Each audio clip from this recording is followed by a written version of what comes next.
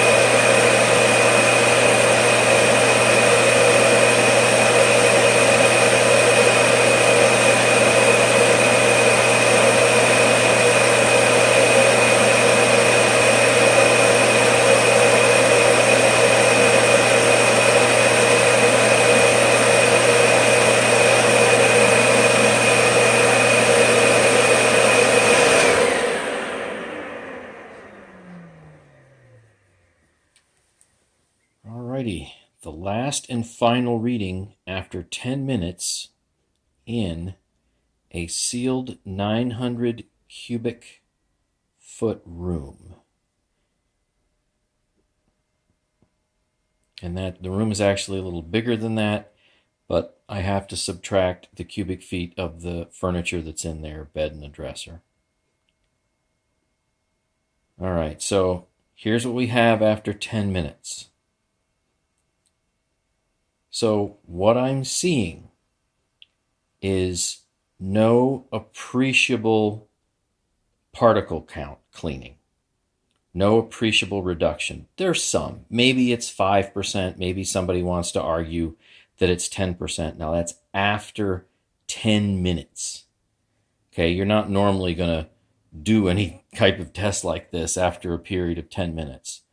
But I tell you what this kind of confirms. It kind of confirms that you have a machine such as this, meaning bagless. And what do you have with it?